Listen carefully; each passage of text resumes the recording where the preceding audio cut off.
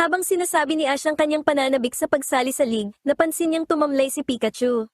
Napansin din ni Misty na ganoon din si Togepi, pero naramdaman niyang wala naman itong lagnat.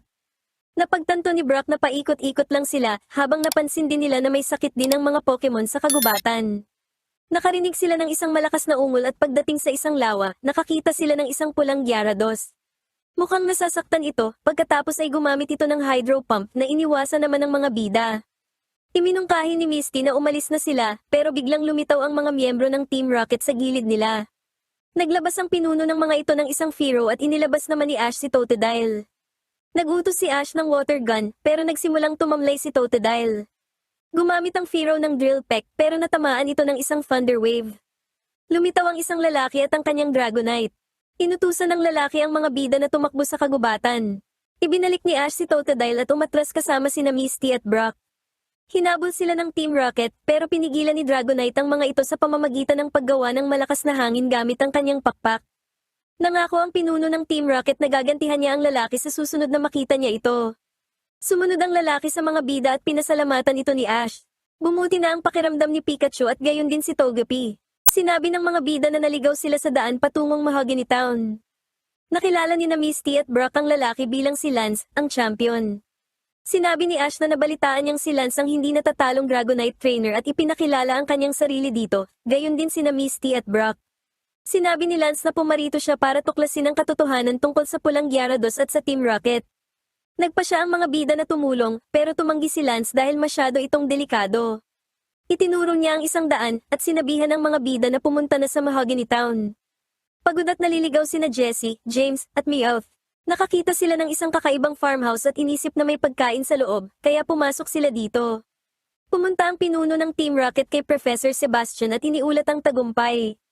Natutuwa si Sebastian dahil magkakaroon na sila ng mga radio wave na makakaapekto sa lahat ng Pokemon, habang sinabi naman ng pinuno na makakabuo na sila ng isang hukbo ng malalakas na Pokemon. Sinabi ni Sebastian na wala silang kagamitan na makakapunta sa ilalim ng tubig para kunin ang pulang Gyarados, kaya naisip ng pinuno na kailangan nilang akitin ito sa ibabaw. Nagulat ang isang grunt tungkol sa mga nanghihimasok sa base na sina Jessie, James, at Meowth. Napansin ni na Jessie, James, at Meowth ang maraming estatwa ng Persian. May pakiramdam si Meowth na pinapanood sila. Sinabi ni James na wala namang ibang naroon kundi mga estatwa at hinawakan ng isa. Nagliwanag ang mga mata ng estatwa, at bigla silang nakulong sa mga rehas na bakal. Dumating ang pinuno at gustong malaman kung sino sila. Binigkas ni na Jessie, James, at Meowth ang kanilang motto bilang pagpapakilala. Pagkatapos nun ay iniulat ng isang grunt na nademote ang tatlo bilang mga rookie na may 0% contribution. Tumutol ang tatlo at sinabi ni James na may contribution sila kahit 1 o 2%. Nang malaman ng pinuno na nagugutom ang tatlo, sinabi ng pinuno na may trabaho siyang ipapagawa sa kanila kapalit ng pagkain. Maganang kumain sina Jessie, James, at Meowth. Matapos ang isang malaking salo-salo, inutusan ng pinuno sina Jessie, James, at Meowth na sumama sa kanya.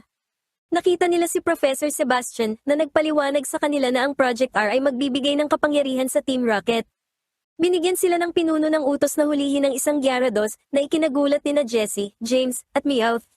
Sinabi sa kanila ni Sebastian na nakatira ang pulang Gyarados sa ilalim ng lawa, habang ipinaalam naman ng pinuno sa kanila na maitatala sila sa kasaysayan ng Team Rocket kung magtatagumpay sila. Tinanggap ni na Jessie, James, at Meowth ang trabaho. Nang agaw si Lance ng uniforme mula sa isang Team Rocket grunt at palihim na pumasok sa base. Habang naglalakad ang mga bida, naramdaman ni Ash na kailangan niyang bumalik at iligtas ang Gyarados na nasasaktan. Naniniwala si Brock na hindi lang ang pulang Gyarados ang gusto ng Team Rocket kundi ang lahat ng mga Pokemon. Dahil sa argumentong iyon, nagpa siya ang mga bida na bumalik. Pumunta ang Team Rocket sa isang pwesto sa lawa kung saan nakatira ang Gyarados. Sinabi ni James na dapat ay gumamit na lang sila ng Pokeball, pero sinabi ni Meowth na kailangan itong manatiling wild para sa eksperimento. Sinabi ni Jessie na ito ay para sa boss, tungkulin, at bayan, kaya sumisid na sila. Nagpatuloy si James sa pagsisid, pero hindi sumunod sina Jessie at Meowth. Sinabi ng dalawa na kailangan may magbantay sa operasyon kaya mananatili sila doon para magbantay. Sinabi ni James na natatakot lang sila, pero itinanggi iyon ni na Meowth at Jessie. Habang sinasabi ni James na hindi sila dapat matakot, may lumitaw na isang pares ng pulang mga mata sa likod ni James. Natakot sina Jessie at Meowth, gayon din si James nang makita niya ang pulang Gyarados. Mabilis silang umahon sa tubig habang iniutos naman ng pinuno na ilunsad na ang panghuli. Inilabas ang lambat na nakahuli sa pulang Gyarados at sa tatlo, pagkatapos ay nakuryente sila. Hinila ang pulang Gyarados palayo kasama ang tatlo. Pagdating ng mga bida, agad inilabas ni Ash si Totodile habang si Misty naman ay si Poliwhirl para tulungan ng Gyarados. Kinagat ni Totodile ang lambat pero nasama pati ang buhok ni Jessie. Napansin ng pinuno at nang nakadisguise na si Lance ang mga bida at naisip ni Sebastian na maaari nilang subukan ng mga radio wave. Nakaapekto ang radio wave na ito kay Poliwhirl, Totodile, at kay Meowth na ikinagulat nina Jessie at James. Ibinalik nina Ash at Misty sina Totodile at Poliwhirl, pagkatapos ay naapektuhan na rin sina Pikachu at Togepi, kaya napagtanto ni Brock na ang eksperimentong ito sa radio waves ang nagiging sanhi ng kanilang pagkakasakit. Naghagis ng mga panggapos ang pinuno na naging sanhi ng pagkakadakip sa mga bida. Nang matapos na ang lahat, masaya sina Jessie at James dahil maitatala na sila sa kasaysayan ng Team Rocket, habang ipinaalam naman ni Sebastian sa mga bida ang tungkol sa Project Revolution, na nagmamanipula sa ebolusyon ng mga Pokemon. Itinuro ni Sebastian ang pulang Gyarados na siyang patunay ng kanilang tagumpay. Ikinwento niya na ang Gyarados ang Magikarp na nag-evolve noong itinutok nila ang radio wave sa lawa. Napagtanto ni na Jessie at James na magbibigay daan ito para mag-evolve si Meowth bilang isang Persian. Ganun pa man, sinabi ni Sebastian na pag-aaralan pa nila kung bakit nanatili ang pulang kulay ng Magikarp kahit naging Gyarados na ito. Pagkatapos, sinabi ni Sebastian na kung makukumpleto nila ang pagsusuri sa Gyarados, magagawa na nilang maisagawa ang eksperimento na magbibigay daan sa kanila para makabuo ng isang hukbo ng Pokemon. Nagprotesta ang mga bida, pero ikinulong sila ng pinuno sa isang kulungan. Kumain ng pagkain sina Jessie, James, at Wobbuffet, habang inutusan naman sila ng pinuno na bantayan ang mga kagamitan. Inililipat na ang Gyarados at kabilang sa mga grunt na kasama doon si Lance. Sinabi ng mga bida na kailangan nilang gumawa ng paraan at hindi sila maaaring sumuko. Iniulat ng pinuno na si Tyson na nahuli na ang Gyarados. Iniisip ni Sebastian na ibibigay ng Gyarados ang lahat ng kailangan nila para magsimula ang Project R. Habang papaalis ang karamihan sa mga sasakyan, huminto si Lance at kinontak si Officer Jenny para iulat ang tungkol sa Gyarados. Nang sabihin ni Jenny na ihahanda na niya ang operasyon para pigilin ang transportasyon, nagmaneho na si Lance pabalik sa pasilidad ng Team Rocket. Sumigaw si Ash na naging sanhi ng pagkairita ni na Jessie at James. Nagising sina Pikachu at Togepi pero masyado pa ring mahina si Pikachu para sirain ang rehas. Naisip ni na Jessie at James na magandang pagkakataon ito para nakawin si Pikachu. Inilabas ni Jessie si Arbok na gumamit ng Poison Sting para palayuin ang mga bida. Pinindot niya ang isang buton para pakawalan si Pikachu, pero nakawala rin ang mga bida, kaya agad na inilabas ni Ash si Cyndaquil na gumamit ng smoke screen. Pagkaraan ng ilang sandali, nakagapos na sina Jessie, James, Arbok, at Wobbuffet. Nakatakas ang mga bida, at hinabol sila ni na Jessie, James, at Meowth, na nagising na. Gumamit si Arbok ng Poison Sting para patigilin sila, at susubukan sana silang igapos nito gamit ang wrap, pero tinamaan ito ng Thunder Wave ng Dragonite nang kararating lang na si Lance. Inutusan ni Jessie si Arbok na gumamit ng acid, pero pinigilan ito ng twister ng Dragonite, na nagpatalsik sa Team Rocket.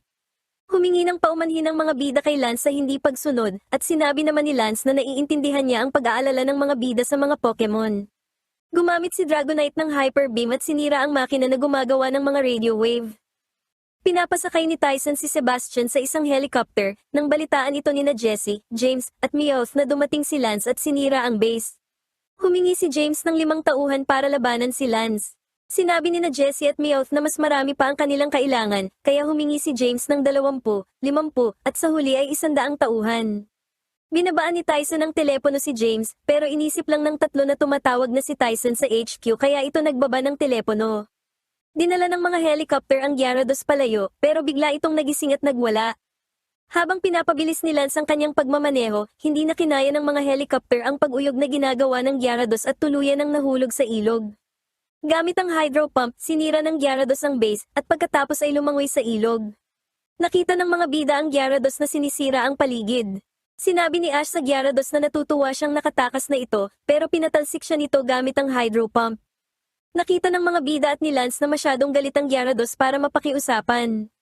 Inilabas ni Lance si Dragonite para pigilan ang Gyarados, pero dumating ang Team Rocket at pinigilan sila. Hinabol ng ilang mga grunt ang Gyarados at sinundan ito ng mga bida, habang naiwan naman si Lance para labanan si Tyson. Naglabas si Tyson ng 2 Fearow, at ang isa sa kanila ay gumamit ng Fury Attack. Gumanti ang Dragonite gamit ang wing attack, kaya gumamit ang mga Fearow ng agility.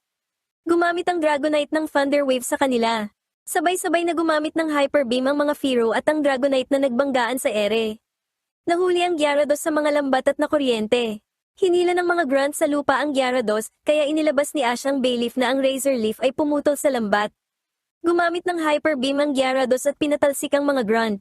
Nagpasalamat si Ash sa Gyarados na bumagsak naman sa pagod. Susubukan sana ng Gyarados na bumalik sa ilog, pero nahuli ito ng isa pang lambat na gawa naman nina Jessie, James, at Meowth. Lumipad palayo ang Team Rocket, kaya kumapit si Ash sa lambat. Sinubukan siyang itaktak ni Meowth, at pagkatapos ay isinawsaw siya sa tubig. Gayunpaman, muling lumakas ang Gyarados at itinagtag ang lambat, na naging sanhi ng pagtalsik ni Ash at ng Team Rocket sa lupa. Habang lumalangoy palayo ang Gyarados, inilabas ni Jessie si Arbok laban kay Pikachu. Gumamit si Arbok ng Poison Sting, pero gumamit si Pikachu ng Agility at gumanti ng Thunderbolt na nagpatalsik sa kanila at sa Team Rocket. Tinamaan ng mga Fearow ang Dragonite, pagkatapos ay inatake ng Drill Peck. Ganun pa man, gumamit ang Dragonite ng Twister na tumalo sa mga Fearow, habang napalibutan naman si Tyson ng mga pulis. Pinanood ng mga bida ang Gyarados habang sinisira ang paligid. Sinubukan ni Ash na sabihin dito na wala sila roon para saktan ito at gusto lang nilang makipagkaibigan. Ganun pa man, galit pa rin ang Gyarados at gumamit ito ng Hyper Beam sa mga bida.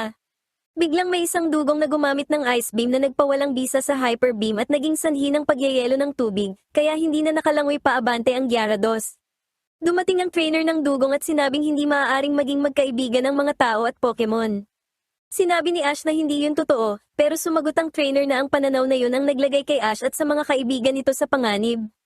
Iginiit ni Ash na kailangan ng Gyarados ng isang kaibigan. Nang makitang tumalikod ang Gyarados, sinundan ito ng mga bida, kaya naiwan ng trainer na naiinis. Nakita ng mga bida si Lance at ang Dragonite nito na gumagamit ng Thunder Wave sa Gyarados, na bumangga sa Hyper Beam. Nakiusap ang mga bida kay Lance na itigil ang pakikipaglaban sa Gyarados, pero sinabi ni Lance na iyon lang ang paraan para iligtas ito. Gumamit ang Dragonite ng Twister na nakaapekto sa Gyarados. Nakita ng mga bida na nawawala na ang galit nito, pero hindi ang mga sugat nito. Sa pamamagitan ng isang Hyper Beam, pinabagsak ng Dragonite ang Gyarados. Naghagis si Lance ng isang Pokeball at nahuli ang Gyarados. Sinabi ni Lance na tapos na ang kanyang trabaho rito, habang nakiusap naman si Ash na alagaan ito. Dahil nadakip na si Tyson at ang mga grunt, nagpasalamat si Jenny kay Lance at sa mga bida sa kanilang tulong. Nangako si Lance kay Ash na aalagaan niya ang Gyarados at magiging kaibigan niya ito. Nagpaalam na ang mga bida kay Lance habang paalis ito sakay ng Dragonite.